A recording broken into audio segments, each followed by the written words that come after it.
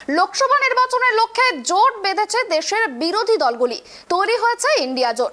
পাটনার বৈঠকে জোটের সূত্র বাঁধা হয়। এরপরে বেঙ্গালুরুর বৈঠকে নাম চূড়ান্ত করা হয় বিরোধী জোটের। এবার তৃতীয় বৈঠক মুম্বাইয়ে। আরব সাগরের তীরে বিরোধী দলগুলি জোটের আলোচনায় বসছে। বিরোধী জোটের সদস্য সংখ্যাও বেড়েছে। 26টির বদলে এবার 28টি দল যোগ দিয়েছে এই বৈঠকে। তবে বৈঠকের শুরুতেই ধাক্কা খেয়েছে ইন্ডিয়া জোট। আজ প্রকাশ হচ্ছে না ইন্ডিয়া জোটের লোগো। আমাদের লড়াই চলবে, এনডিএর বিরুদ্ধে আমাদের জোট শক্তিশালী। বৈঠকে যোগ দেওয়ার আগে এমনটাই জানিয়েছেন মমতা বন্দ্যোপাধ্যায়। ইসরোর বিজ্ঞানীদের আমরা সম্বর্ধনা দিতে চাই, বৈঠকে জানান মমতা। অন্যদিকে ওয়ান নেশন ওয়ান ভোট হলে রাজ্যগুলির উন্নয়নমূলক কাজ ব্যাহত হবে বলেও জানান মমতা বন্দ্যোপাধ্যায়। এই বিষয় নিয়ে আমরা আরো বিস্তারিত জানবো। আমাদের সঙ্গে সরাসরি লাইভে জুড়ে গিয়েছে আমাদের প্রতিনিধি দেবযানী। যে বিষয়টা জানতে চাইবো, আজ ইন্ডিয়া জোটের লোগো প্রকাশ হওয়ার কথা ছিল, কিন্তু যেমনটা সূত্র মারফত জানা যাচ্ছে যে আজ প্রকাশ হচ্ছে না ইন্ডিয়া জোটের লোগো। কি কারণে প্রকাশ হচ্ছে না, কি জানা যাচ্ছে?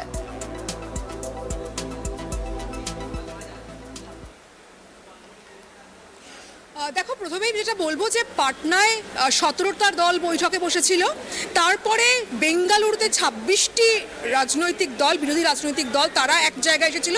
সেখান থেকে ইন্ডিয়ার আত্মপ্রকাশ, এবং সেই ইন্ডিয়া আজকে মুম্বাইয়ে তৃতীয় বৈঠক করছে, যেখানে 28টি রাজনৈতিক দল রয়েছে।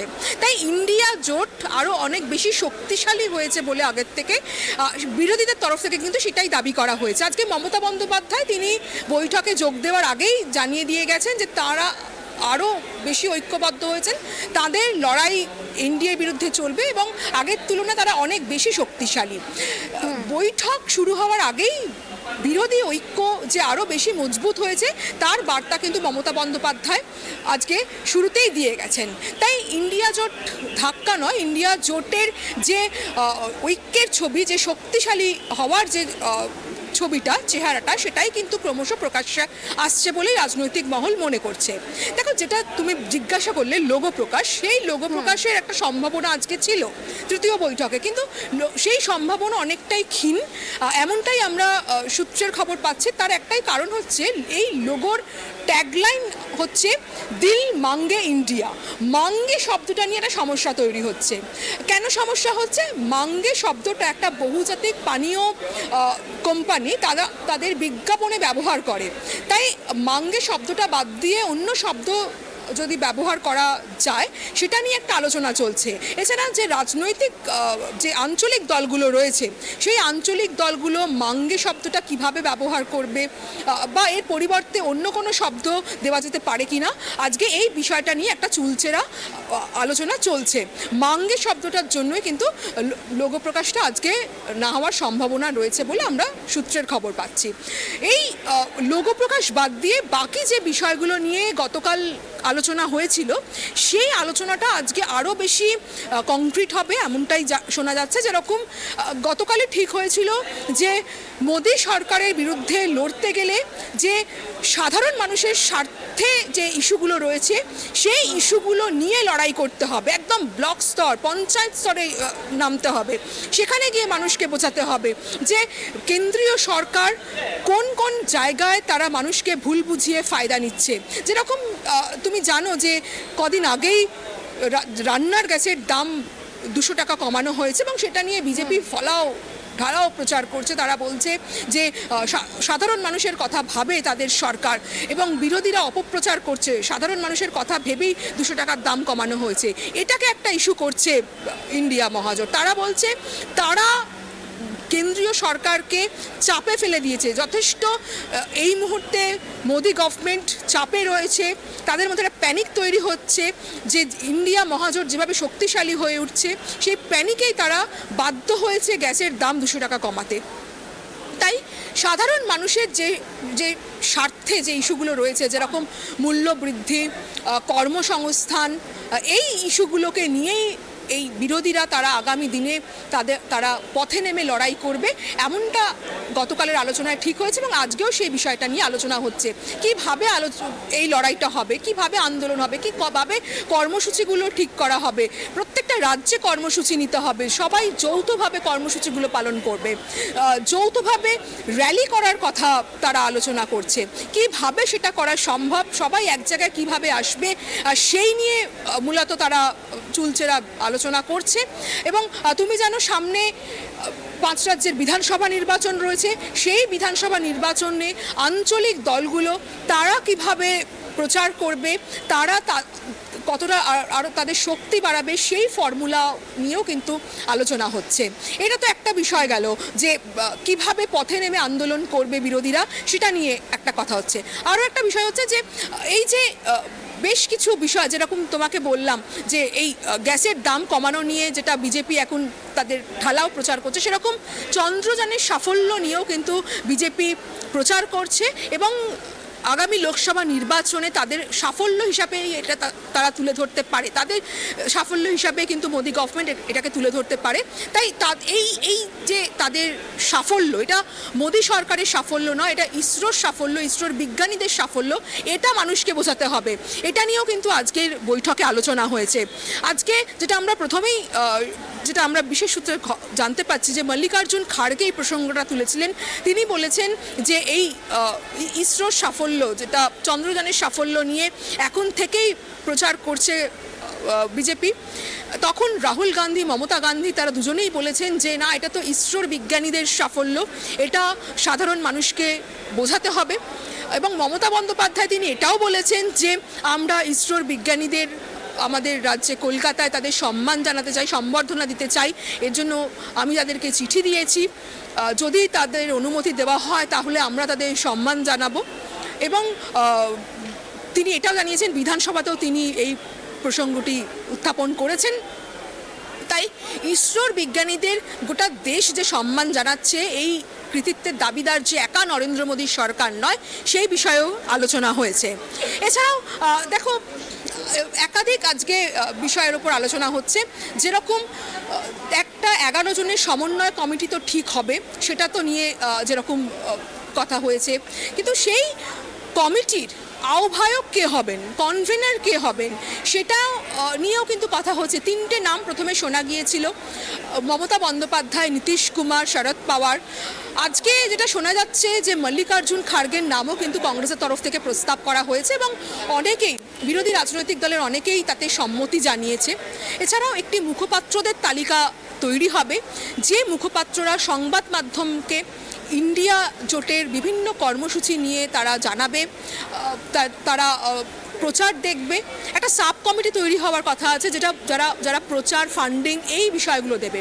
তাই জোটের যে পদক্ষেপ, সেই পদক্ষেপ কিন্তু ক্রমশ এগোচ্ছে। তারা একের পর এক সিদ্ধান্ত নিচ্ছে এবং সেই জোট আগামী দিনে যে একটা শক্তিশালী রূপ নিতে চলেছে, সেটার আভাস কিন্তু বেশ জোরালোভাবেই পাওয়া যাচ্ছে। আরও একটা বিষয় খুব গুরুত্বপূর্ণ, সেটা হচ্ছে আসন ভাগাভাগি। আসন ভাগাভাগি নিয়েও গতকাল কথা হয়েছিল। আমরা এটা জানতে পেরেছি বিশেষ সূত্রে যে মমতা বন্দ্যোপাধ্যায় তিনি খুব জোর দিয়ে বলেছেন যে হাতে বেশি সময় নেই, খুব তাড়াতাড়ি আসন ভাগাভাগির কাজটা শেষ করে নিতে হবে, কারণ দেশের তামাম বিরোধী রাজনৈতিক দল এই আসন ভাগাভাগির দিকে তাকিয়ে রয়েছে। রাজনৈতিক মহল তারা রাজনৈতিক যে বিশ্লেষণ, সেটা অনেকটাই থমকে যাচ্ছে আসন ভাগাভাগির ওপর। তার কারণ কোন রাজ্যে আঞ্চলিক দল কংগ্রেসকে কতটা আসন ছাড়বে, বা যেখানে কংগ্রেস যেখানে শক্তিশালী, কংগ্রেসের যেখানে দাপট রয়েছে, তারা সেখানে আঞ্চলিক দলকে কতটা জায়গা ছাড়বে, এই বোঝাপড়াটা কতটা ভালো হয়েছে, সেই বোঝাপড়াটাই খুব তাড়াতাড়ি মিটিয়ে ফেলতে চাইছে বিরোধী নেতা নেত্রীরা। এবং খুব শীঘ্রই যেটা আমরা জানতে পাচ্ছি যে এ মাসের মধ্যেই একটা চূড়ান্ত একটা জায়গায় সেই আলোচনাটাকে নিয়ে যাওয়া হতে পারে। মমতা বন্দ্যোপাধ্যায় কালকেই এটা খুব স্পষ্ট করে দিয়েছেন। এবং যেটা বলা হচ্ছে যে এই আসন ভাগাভাগির জন্য কিন্তু জোটে তার কোনো প্রভাব পড়বে না। আসন ভাগাভাগি নিয়ে এই বৈঠকে আলোচনা হবে ঠিকই, কিন্তু কাকে কটা আসন ছাড়া হবে সেটা সম্পূর্ণ রাজ্য স্তরের নেতাদের ওপর ঠিক হবে। রাজ্য স্তরের নেতারা তারা ঠিক করবেন কোন রাজ্যে কাকে কতটা আসন ছাড়া যেতে পারে। তবে প্রত্যেকেই যে একটা উদার মনোভাব দেখাবে, কারণ তাদের সকলেরই একই বক্তব্য যে তাদের এই মুহূর্তে একটাই লক্ষ্য, প্রত্যেকই লক্ষ্য যে বিজেপি মুক্ত ভারত। আর সেই লক্ষ্যে পৌঁছতে গেলে সবাইকেই কিছু না কিছু স্বার্থ ত্যাগ করতে হবে, আর যে স্বার্থ ত্যাগ করার জন্য প্রত্যেকেই এই মুহূর্তে প্রস্তুত রয়েছে। দেখো, এই যে এই কথাগুলো যখন চলছে, তখন বৈঠকে আরও একটা বিষয় আজকে উঠেছে, যে সেটা হচ্ছে যে 18ই সেপ্টেম্বর জরুরি অধিবেশন ডাকা হয়েছে, 5 দিনের অধিবেশন। সেই জরুরি অধিবেশনে একটি খুব গুরুত্বপূর্ণ বিল মোদী সরকার পাশ করাতে পারে এমন একটা চর্চা চলছে। ওয়ান নেশন ওয়ান ভোট, সেই বিলটা পাশ করাতে পারে, এবং সেই বিলটা আটকানোর জন্য বিরোধীদের কি ভূমিকা হবে, তারা কি রণকৌশল নেবে, সেটা নিয়েও কিন্তু আলোচনা হচ্ছে। যদিও লোকসভায় মোদী সরকারের সংখ্যাগরিষ্ঠতা রয়েছে, কিন্তু বিরোধীদের তারা কিভাবে মোদী সরকারকে এই ইস্যুতে চাপে রাখবে সেটা নিয়ে আলোচনা হচ্ছে। আজকে যেমন মমতা বন্দ্যোপাধ্যায় তিনি বৈঠকে বলেছেন যে ওয়ান নেশন ওয়ান ভোট হলে রাজ্যগুলোর উন্নয়নমূলক কাজে অনেকটাই বাধা পাবে। সেটা এই রাজ্যের যে পরিকাঠামো, গণতান্ত্রিক পরিকাঠামো, সেটার সঙ্গে যায় না। এই বিষয়টা নিয়ে বিভিন্ন সংবিধান যারা বিশারদ আছেন, বিশেষজ্ঞ আছেন, তাদের সঙ্গেও এই ইন্ডিয়া জোটের যারা নেতা নেত্রী রয়েছেন তারা কথা বলবেন এবং তাদের পরামর্শ নেবেন, এবং এই বিলটাকে আটকানোর জন্য তারা কিন্তু একটা মরিয়া চেষ্টা চালাবেন। সেটা কিন্তু আজকে সবাই সর্বসম্মতভাবে এই সিদ্ধান্তটা নিয়েছেন। এছাড়াও এইগুলোই খুব গুরুত্বপূর্ণ ইস্যু। আর যেটা আবারও বললাম যে লোগো প্রকাশ নিয়ে একটা আলোচনা চলছে। ওই মাঙ্গে শব্দটাতে একটা সমস্যা হচ্ছে, কিন্তু সমস্ত বাধা, সমস্ত কিছু পার করে ইন্ডিয়া জোট যে একটা লম্বা ইনিংস খেলবে আগামী দিনে, তারা যে এনডিএর বিরুদ্ধে একটা শক্তিশালী লড়াই করবে, আজকের এই বৈঠক থেকে কিন্তু তার একটা স্পষ্ট বার্তা পাওয়া যাচ্ছে। সুপর্ণা, একেবারে দেবজানি, আরও যে বিষয়টা জানতে চাইবো, এই বৈঠক কতক্ষণ চলবে, কিছু কি আভাস পাওয়া যাচ্ছে?